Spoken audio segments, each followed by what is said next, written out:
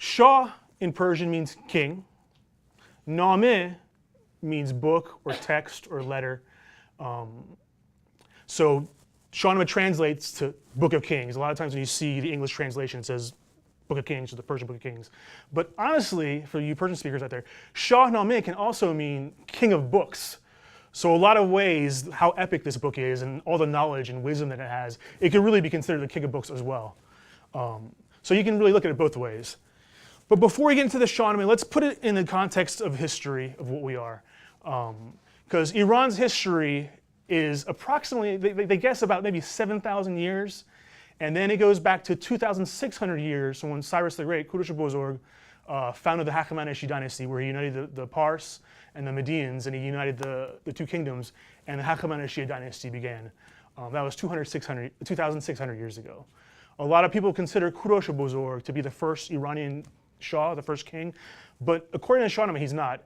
There's a gentleman named Keomars who is the first Shah of Iran, and that takes place in the prehistoric period, and that's kind of where the Shahnameh begins.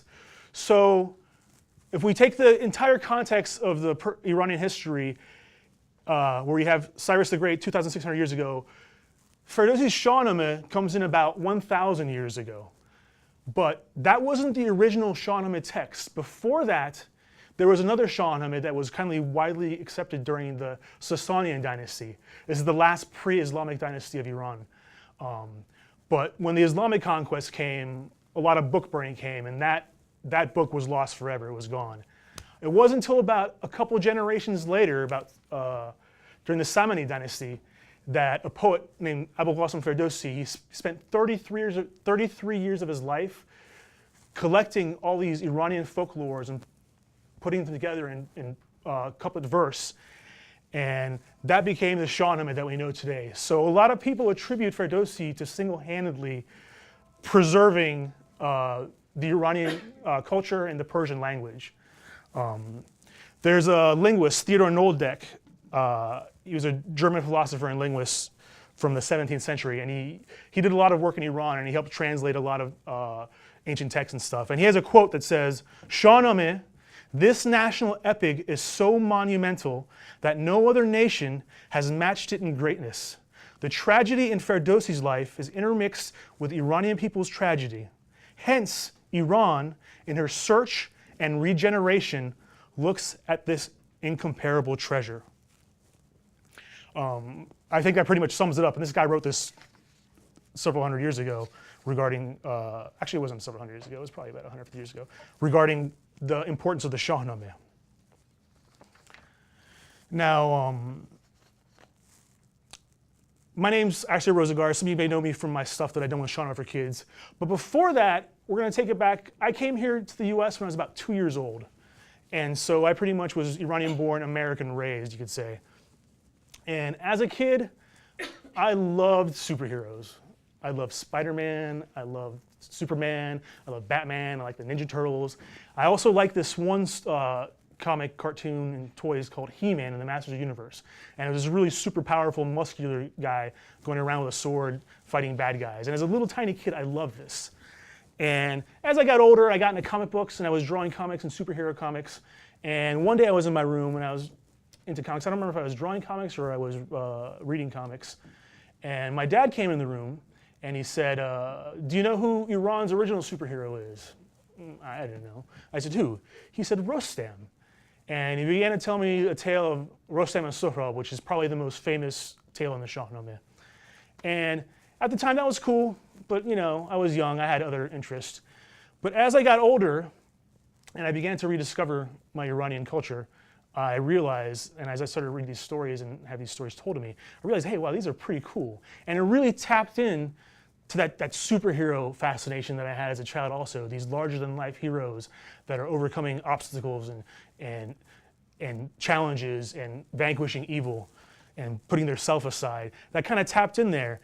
And as it progressed, I decided, wow, these are really cool. And I noticed that I never had this kind of thing growing up in the US that kind of properly represented Iranian culture. So as I got older, one thing led to another, and I actually got to work on comic books. I actually worked for Marvel Comics, and I worked on superhero comics like Iron Man and the Hulk. And after learning all these trades and crafts in the comic book industry, I thought, you know what, it'd be cool if I would make my own version of the story of the Shahnameh geared towards kids who are growing up outside of Iran, who don't know their culture and don't know their mythology. And that began Shahnameh For Kids, and I'm happy to say it's been a lot of fun to work on. And actually, I've learned a great deal working on Shahnameh For Kids. Now, the most famous superhero, I guess, would probably be Superman, right? Okay. And Iran's most famous superhero is Rostam. And you're going to see there's a lot of similarities. There's a lot of similarities. This is Ferdowsi. He wrote the Shahnameh 1,000 years ago. He pretty much is attributed to saving Iranian culture in the Persian language. Now, this is Rostam. He's the most famous hero in the Shahnameh. He has probably the most famous tales in the Shahnameh, and in my opinion, some of the most exciting ones as well. When you look at heroes like Superman, they're iconic. You know Superman when you see him. Superman has his blue tights. Superman has his red cape. He has that S shield on his chest. He has the spit curl. You know Superman when you see him. Same thing with Rostam. Rostam has attributes visually that are strictly for him. So one thing that you know it's Rostam is that he always has a tiger skin, Babra Bayan. It's a tiger skin he wears over his armor. And Ferdowsi describes it in the Shahnameh many times. So anytime you see some artwork and you see the tiger skin, you know it's Rostam. He also has the Deeb helmet. Now we'll get into the Deebs in a little bit. If you look at his helmet, you'll notice it's a creature shape. It has horns. Sometimes you look at a face on there. That's another attribute that you know it's Rostam. Another thing, a lot of artists portray him as having a forked beard. When you see his beard, it has kind of two ends to it. That's kind of common when artists depict Rostam as well. And another thing, he has his famous ox-headed mace, Gorzageron. This is attributed to the Pahlevans of Greater Iran. Pahlevans are basically like the heroic warriors, the champions. Rostam inherited that mace. It was a lineage that went down. Who watches Game of Thrones? We got Game of Thrones fans in here? Okay. All right, so we got a few Game of Thrones. Just like they have different houses in Game of Thrones. Who are House Targaryen? Anybody? No? House Stark? Okay. Just like there are different houses in Game of Thrones, ancient Iran had different houses also. And one of the most prominent, one of the most influential, one of the most powerful houses was House Nahriman. That's where Rostam's family and lineage comes from.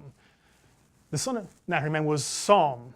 Salm was a really super powerful, brave Pahlevan of Greater Iran. They called him the Jahan Pahlevan. And he had the ox-headed mace. Salm had a child. The child's name, this is a famous tale also. We get to that at a totally separate time. He had a child by the name of Dastan, and he goes by Zal. He had white skin and white hair, and his tale is really amazing. But we'll get to that another time. And Zal's son is Rostam. So this kind of lineage thing, representing your house, that's really prominent in the Shahnameh also. So Zal meets a princess of Kabul. They marry. That's probably one of my favorite love stories in Persian mythology or Persian literature is Zal and Rudabeh. But we'll get to that at another time. We're staying on Rostam here. And there was a little problem with the birth. So Rudabeh, the princess's belly was so big that there was a problem with the birth that the baby was actually stuck. One thing I didn't tell you was that Zal, Rostam's dad, was personal friends, or actually was raised by a magical, mystical bird named Seymour. So using a little magic from this mystical bird, Seymour, the giant bird, instructed to give Rudabeh some wine to kind of sedate her a little bit. And using one of her feathers, she basically performs a cesarean section and delivers Rostam. And she uses the feather to kind of heal the wound as well. So this is kind of Iran's original C-section. And cesarean section, which actually is named after Caesar, this actually predates that. So they call it Rostami section in Iranian culture. So this was officially the first C-section of Persian literature, or Persian history, I guess you could say. And Rostam was kind of a divine birth in ways, because the Seymour, which was like a mystical divine creature, helped deliver this special baby. Now, Rostam was unusually big, and he was unusually strong, and he grew up really fast. When he was 7 years old, the Shah, the king's, one of his elephants broke loose. It was a white elephant. It broke loose. It was mad. It was smashing everything in the kingdom. And while everybody was scared and didn't know what to do, a 7-year-old Rostam grabs his father's ox-headed mace, and he smashes the elephant square in the head, stopping its rampage. So even as a young age, it was obvious that this little kid, he's a little special, he's a little brave, and he's a little strong. He's taking on a giant, raging elephant all by himself. And he gets older, and his father, Zal, decides it's time for him to have his own horse. He's a big guy at this point, and every horse he tries to sit on, the backs start to bend, and he's too big for these horses. But he notices one horse has a little bit of fire to his spirit, and the horse is Raksh. And this horse is actually strong enough and powerful enough to support Rostam's weight. And Raksh is a pretty amazing character. Ferdowsi kind of really brings so much energy to this character in the tale that I ended up really liking this character a lot. He also describes the colors of Raksh being saffron, a saffron field with rose petals. So you see a lot of kind of the saffron color and the red colors a lot of times with some artists depict Raksh. Not all artists, but a lot of artists do it that way. And Raksh is pretty cool. We'll get into Raksh in a little bit. And as he gets older, the rival kingdom, Turan, which is kind of northeast of Greater Iran. Remember, Greater Iran's a lot bigger than what we know as modern Iran. So where the Oxus River is, that was traditionally the border of Iran and Turan, and that's a pretty cool story unto itself. It involves Arash the Archer, but we'll get to that another time. But that was a land called Turan, and there was the king Afrasiab. He was the ruler of Turan, and he never liked Iran, and he always kind of wanted to do it in for the Iranians. One day he gathers his army, and he invades Iran with the Turanians. During the battle, a young Rostam, on top of Raksh, he breaks through the enemy line, charging directly towards Afrasiab, and he grabs him by the belt. He lifts him up in the air, and everybody's like, wow, flipping out, like, what's going on here? Who is this guy? And luckily for Afrasiab, his belt snaps, and he scurries off, and he orders the Turanians to retreat, and Rostam saves the day.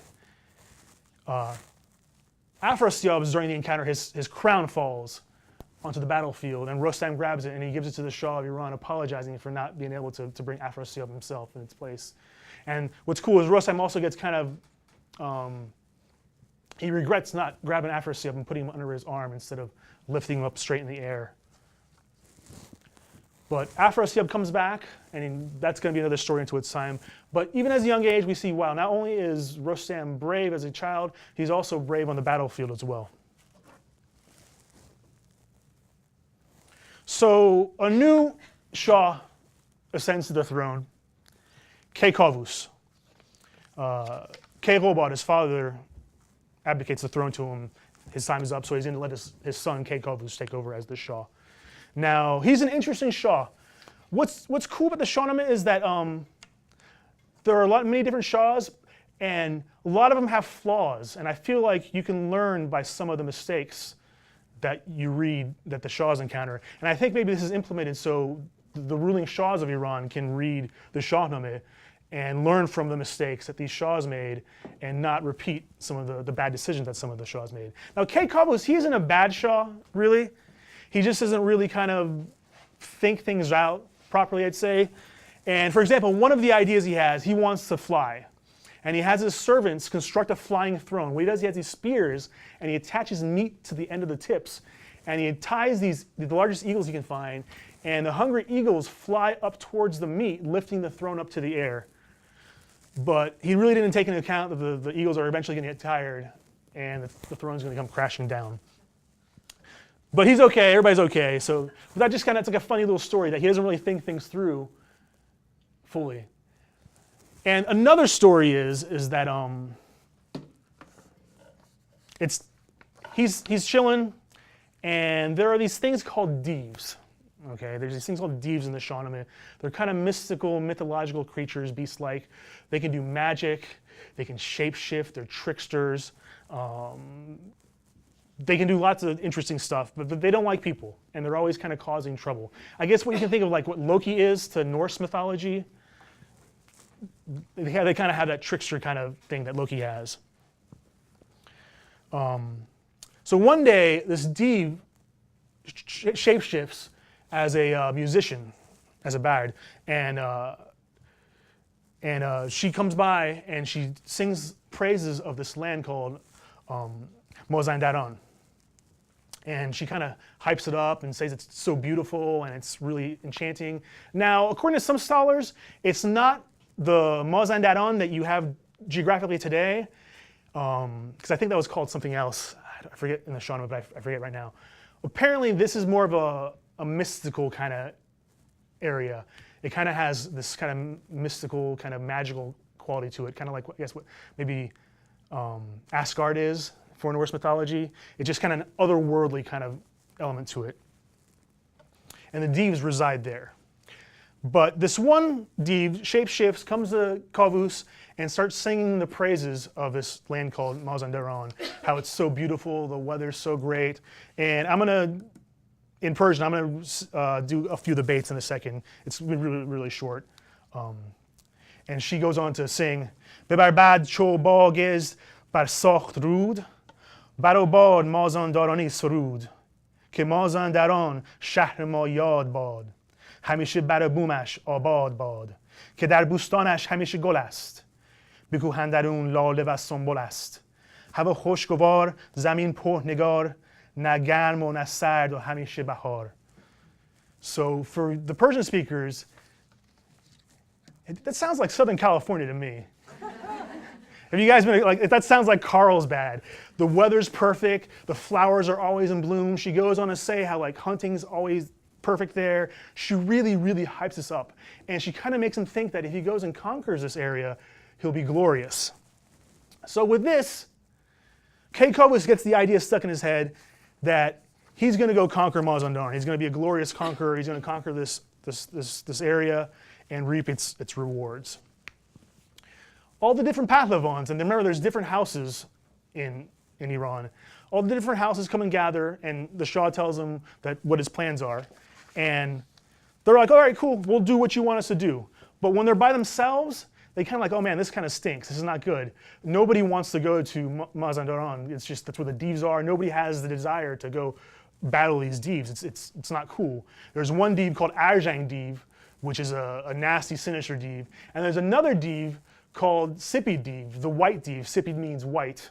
And he's the baddest and meanest and nastiest of all the Deves. Nobody even dares mess with the white Deve.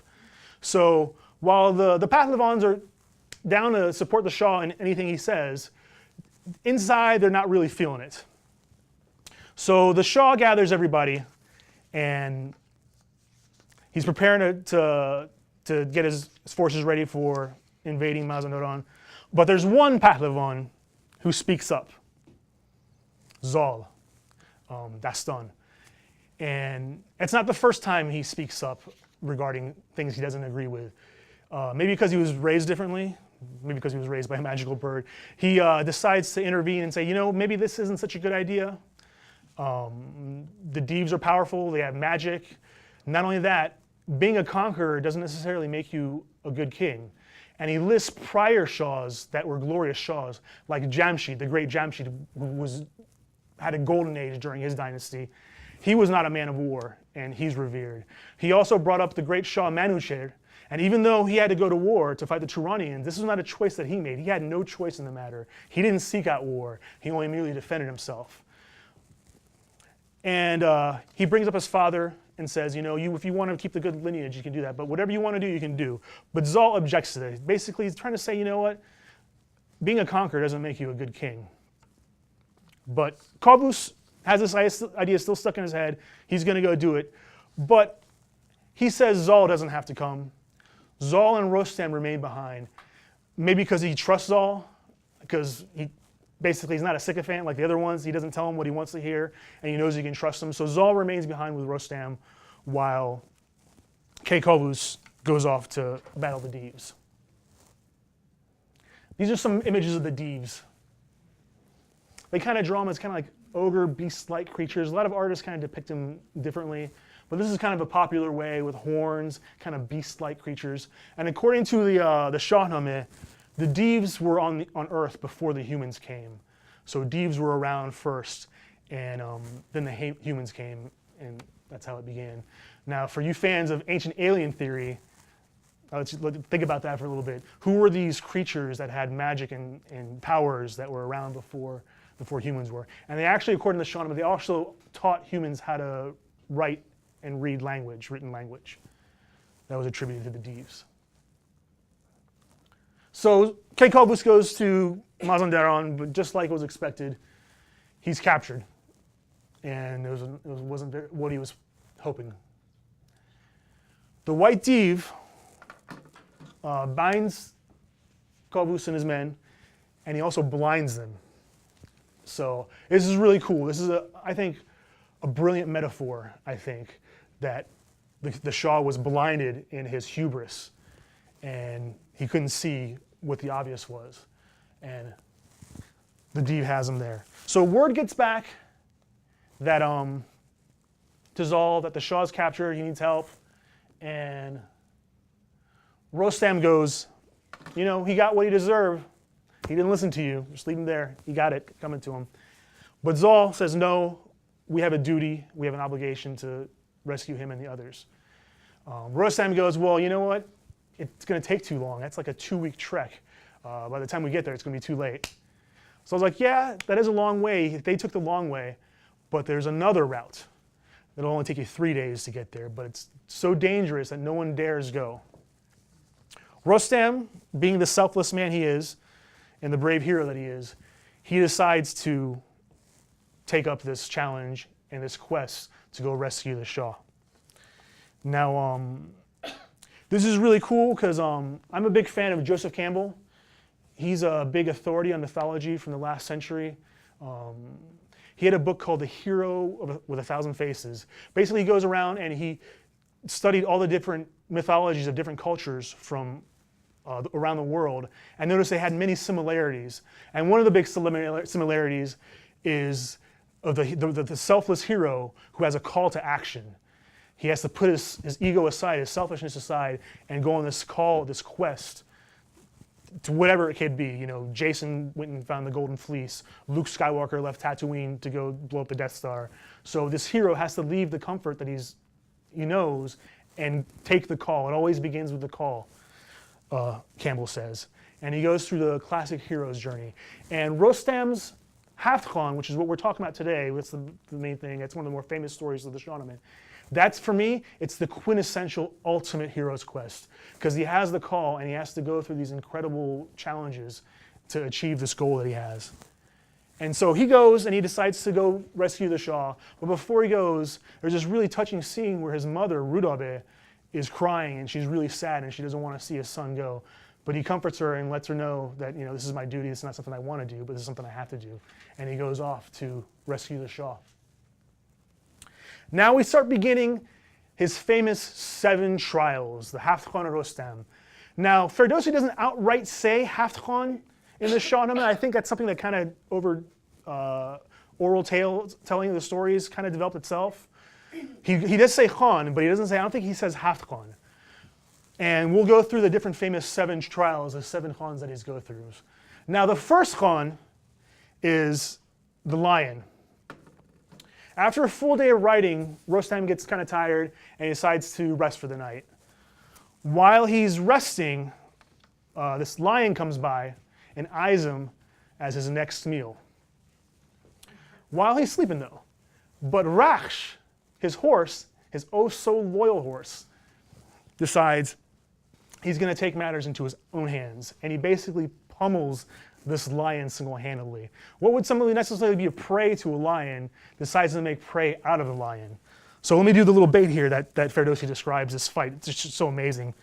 سوی رخش رخشان برآمد دمان چو آتش بجوشید رخشان زمان دو دستان در آورد و زد بر سرش همان تیز دندان به پشت اندرش همی زد بران خاک تا پاره کرد ددی را باران چاره بیچاره کرد. So Raksh the horse bites into the lion. He takes his two front hooves, smashes him in the head, basically makes quick work of this lion, just absolutely annihilates him. And Rostam wakes up to see a dead lion and an injured horse, and he's like, wow, what just happened here? And he kind of scolds Raksh in a kind of playful way, saying like, what are you doing? Do you think you're a big hero or something? And he bandages Raksh up and they continue their journey. For me, this is really cool because I'm a big fan of the character Raksh. I like what Raksh is here because you want a friend loyal Raksh. You really do. You want someone who has your back when you can't have your back. When you're sleeping and your eyes are closed and no one's there to protect you, he had Rostam's back when nobody else was there. And that's not the first time that he showed loyalty. I like that because a lot of heroes have that sidekick. Han Solo's got Chewbacca. What else do we have? Batman and Robin, Lone Ranger and Tonto. They got these companions that hook them up. And Gilgamesh, and I forget his sidekick. But these sidekicks are there, and they have your back when you can't have your back. And Raksh totally demonstrates that in this first trial that he goes through. The next trial is the desert. And the desert, I think, also has this brilliant metaphor, this kind of symbolism to it. He's been trudging through the desert. He's thirsty, he's tired, and his horse is thirsty and tired. And along the way, he sees a lamb. And he's hungry, and he considers hunting this lamb. But something tells him not to do this. Almost divine intervention tells him not to hurt this lamb. And the lamb actually leads him to a nearby stream where he quenches his thirst and they re-energize. Now, this is a really cool lesson also. I think it kind of demonstrates mercy. And also, I also feel like Ferdowsi, not only in this part of the story, but also like in the Kale Marzi part of the story, he kind of is very merciful towards animals. He doesn't really, he's not very bloodthirsty. Almost kind of he has a lot of respect towards animals. And it wouldn't surprise me if he was a pescatarian or even a vegetarian, the way he's so, I don't know what the word is, but he seems to like animals. And this is another tale where he showed mercy to this animal and something incredibly positive came out of it. The lamb was spared.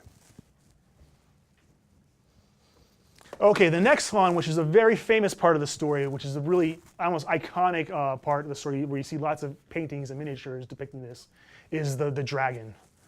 And so Rostam, again this time, goes back to sleep. And remember he was sleeping before. And this dragon starts slithering by. Raksh, once again the loyal horse that he is, he sees this and starts making a lot of noise, starts banging on the ground, kicking up dirt, and he wakes up Rostam, but the dragon quickly goes away. And so Rostam wakes up, he's like, what's going on? Why'd you wake me up? And he kind of gets mad and he gets mad and he scolds Raksh for waking him up. He goes back to sleep. The dragon comes back. Oh, he tells him not to wake him up again or he's going to regret it. So the dragon comes back while he's sleeping, and Raksh goes again, starts making noise again, and he wakes up, and Rostam sees the dragon here, and he's face to face with this dragon. And this dragon asks him, he actually talks, and he's like, what's your name? Who are you? So you don't die nameless. And Rostam tells him who he is, who his grandfather is, Sam, and his father, Dastan, and lets him know, you can't do this to me. And he basically slays the dragon, and Ferdowsi describes like a river of blood flowing from the dragon and soaking up the ground. So that's his famous third trial. And what's also cool with this, during the battle, Raksh gets in on the fight also, and jumps on top of the horse while Rostam's battling him, and he starts to bite down on the dragon while the battle's going on. So again, Raksh is not afraid to throw down along with Rostam, which I really think is pretty cool, having a loyal friend like that. Okay, the next trial. So Rostam continues his journey, and he sees this banquet. There's musical instruments, there's fruit, there's wine, it's very enticing, and Ferdinand describes it's everything a young man could possibly want. And he uses Mar de Javon, he describes the term young man. And so Rostam sees nobody's there. He goes down and he sits down and he helps himself, he picks up an instrument, he starts to play a song, and he also sings a song about himself and how awesome he is and the adventure he's gone through, how he just fought a dragon. And from out of the woods, a pretty lady comes by. And she sits herself down next to Rostam, and they just kind of hang out for a little bit. And he plays her the song, and he mentions how pretty she is. And as he's going on talking, he praises Yazdan. Yazdan is God. So he praises God. And when the woman hears this, she suddenly changes form, and she changes into a witch, and she tries to attack Rostam. Luckily, Rostam lassos her, and he slices her in half, ending the witch. Now, this is really interesting also, because this sounds like my first girlfriend. I'm just kidding. I think this might be I'm maybe reaching here, but I think this is also a warning to watch out for the pretty girl who feeds your ego like she was doing, who tells you what you want to hear, who isn't necessarily there to have your best interest for you, and basically wants to do you in. Because sometimes pretty girls do guys in, and I think this is a warning for young men to watch out. Don't be enchanted by the first pretty girl you meet. Watch out. But she shapeshifted and turned into a witch. But my first girlfriend wasn't a witch. I'm just kidding. Totally kidding. So we continue here. Yeah, that was the trigger word that made her turn into a witch. So now, this is at this point in the story, after the encounter with the witch, Rostam he approaches Mazandaran, and it's pretty cool too because the sky goes black. He mentions that the sun is nowhere to be found, the moon is nowhere to be found, there are no stars, everything goes black. And this is pretty cool because going back to Joseph Campbell, when we talked about Joseph Campbell earlier, he also mentions on his hero's quest, there's a point where the hero reaches a point where there's no path anymore. You're no longer walking the way that somebody else laid down for you. Now it's your time to create your own path, your own destiny. You're not going to be yourself if you are following the path somebody else does. So at this point, Rostam's on his own, he's in the darkness. And this is also cool for me because it kind of has almost a Carl Jung kind of element to it. For those of you guys that like Carl Jung, Carl Jung refers to it as the shadow or the darkness. And that's psychologically, it's a part of ourselves that it's on a subconscious level that we're not necessarily comfortable with, some of the stuff that we're even uncomfortable with. And but Jung also said this could be a good thing because once we approach this darkness and embrace it, we can unleash our full potential and unleash our full creativity. So it's cool that it has this kind of almost Jungian also attachment to it. So once he reaches Mazandaran, he falls asleep again. So 3 times at this point, he's gone to sleep. This is really cool for me also because it almost has like a subconscious kind of element to the story where it's almost like a dream-like state. He's going into his superconscious almost. So that's why I think a lot of these encounters that Rostam is having, they're not necessarily literal. They're symbols, they're metaphors. The dragon is a metaphor. The witch is a metaphor. The darkness is a metaphor. All these things I feel like are metaphors that he's going through on a subconscious level. Now, he decides to sleep when he reaches Mazandaran. He lets Raksh go and graze the local field. But there's a local land caretaker who sees his horse and he doesn't want this horse on here, so he goes and scolds the horse. He tries to get a stick and whacks with it. Rostam wakes up to see some dude messing with his horse, and naturally he doesn't like this. And he goes up to the guy, and he rips off both his ears. He rips off both his ears. And so the guy's like, oh my goodness. So he runs off, and he's got his 2 ears in his hands, by the way. And he runs off, and he sees this Pahlavon named Ulad. He's a local champion or a warrior of Mazandaran. And he tells him what just happened and some dude just totally bullied me and ripped my ears off. So Ulad decides to go check this out, investigate for himself. But he confronts Ulad, and Ulad asks him, who are you? What's your name? And one thing I love about the Shahnameh is the smack talking. I'm a big pro wrestling fan. So if you guys like The Rock and Stone Cold Steve Austin, a lot of the cool elements of pro wrestling, Kushti Kaj, is the smack talk. It's like these two muscle-bound guys psychologically getting in each other's heads and kind of messing with each other. Rostam is the master of smack talking. Anytime he faces somebody, he always has some sort of witty remark and some sort of like some sort of smack talk that he engages the guy with. So when he meets Ulad asks him, what's your name? And Rostam says, you can call me the Storm Cloud, but I'm a storm cloud that's going to rain down blades and daggers on you. And that's not the first time Rostam doesn't tell somebody what his name is. So it's a little foreshadowing to a story later. Ulad is no match for Rostam, because Rostam is Rostam, of course.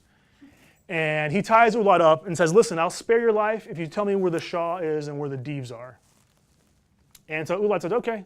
And he tells him where the Shah is and where the Devs are, but he says, Arsia Dev is on the way there, and there's a Dev army there, so it's not going to be quite what you think.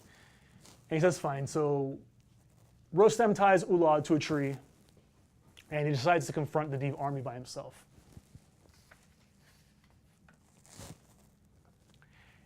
He confronts the Devs, and Ferdowsi describes with his mace, one swing, one bash from his mace would scatter 10 Devs. And he confronts Arsia Dev, which was a very sinister, scary Dev of that area.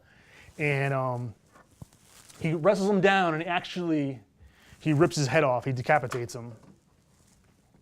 All the other Devs see this, and they scatter, they retreat. And he goes back, and he frees the Shah. He frees the prisoners, but they're blinded. So Ulad tells him, you can cure their blindness with blood from the white Dev, from Sippy Dev, from his liver, his jigar. And so Rostam decides it's time to face the white Dev. And so he goes into this lair to face the ultimate monster, the scariest, baddest, nastiest monster that no one even dares try to confront. And Rostam decides, okay, this is my time to confront this creature, this beast. When he enters its lair, for the first time, Ferdowsi describes Rostam having fear.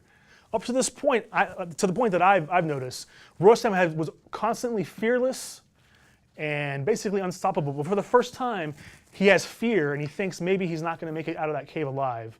But he puts aside those fears, and he confronts the white Dev. He confronts Sippy Dev. He wounds its leg, and he wounds its arm, and he fatally wounds it in the liver, and he pulls out its liver and defeats the undefeatable. And he uses the blood of the Sippy Dev. I think it was described as three droplets, and their sight was cured. They were no longer blind. Again, I think this is a total cool metaphor, a really cool symbol of he saw the error of his ways, he realized what he did was wrong, and he basically, became better because of it. Now, for his loyalty, Rostam anoints Ulad as the new ruler of Mazandaran, and Rostam gets the nickname the Kingmaker. But that's not really the end of the story. That's the end. That's his last 7th trial. And that's kind of like the big climax, I feel like, as far as that part of the story goes. But it's not really the end of the story of that part, because there's also a wizard king in Mazandaran and Rostam has to basically take down this wizard king at the Shah's request. And this is where Rostam officially becomes the Jahan Pahlavan, basically the main champion of Greater Iran. Sam, his grandfather, was the Jahan Pahlavan at one point. That was handed down to his son Zal, Dastan. And now, after this, Rostam is the Jahan Pahlavan. He's the man. Anytime things get hairy, anytime things get scary, he's called upon to go stop it. And it's also kind of interesting for me that Ferdowsi describes the Div, this particular Div, as the white Div. Now, I may be reaching with this also, but I think there's almost a kind of Freudian element to it, where after all this is said and done, his father, who was white-skinned and had white hair, is no longer the Jahan Pahlavan. He's taking over as the mantle of the Jahan Pahlavan. He kind of, in a Freudian way, he killed his father, not literally, but the Jahan Pahlavan of his white-skinned father Zal, and he's taking over now as Jahan Pahlavan. Now, that's one kind of idea. Another idea could be it was a warrior in white armor. It could be lots of things. Now, my theory with the Divs is that it was basically some sort of other in ancient times, and over time we kind of lost their humanity and we kind of made them monsters, literal monsters after these kind of enemies. Because cultures basically have an us and them to kind of define what we are and who the enemy is and why they're bad. And by defining them as literal monsters, I think does the same thing. You also see that they kind of did that with 300, how the Persians were portrayed as literal monsters recently. And that's just recently done too. So I think the same thing applied to the Shahnameh. These stories have been orally handed down for so long that they became monsters. Now, that's Rostam's Hafkhan. Like I said, he goes and continues, and he kind of becomes the go-to man for Kaykovus anytime things get hairy. He calls on Rostam to kind of save the day. But this is one of my favorite stories because it's the epic hero's quest. The hero takes the call. He makes the call to adventure. He goes and faces the unbelievable challenges that would basically destroy or turn away anybody. But for me, I'm going to paraphrase Neil Gaiman here, because I don't know if you guys are familiar with Neil Gaiman, and I'm sure he's paraphrasing Joseph Campbell, who I'm sure is paraphrasing Carl Jung. But what's cool about Rostam's 7 Trials and his Hafkhan is that this tale isn't necessarily has to be true. It's not necessarily to tell us that a long time ago in ancient Iran there were dragons and there were monsters and Divs. It's not supposed to tell us that these creatures and monsters exist. It's supposed to tell us that if we want to, we can slay a dragon. It tells us if we work hard enough, if we challenge ourselves enough, if we put aside our fears, that we can slay Divs. We can slay the ultimate Div. We can slay the white Div if we really wanted to. So I think that's what you really take away from this particular story, is that not necessarily they exist, but that we can beat them if we want to. Thank you for coming. That's basically Rostam's Hafkhan. Hopefully you guys got some stuff out of this. Do we have any questions or anything? Any guys? Yes.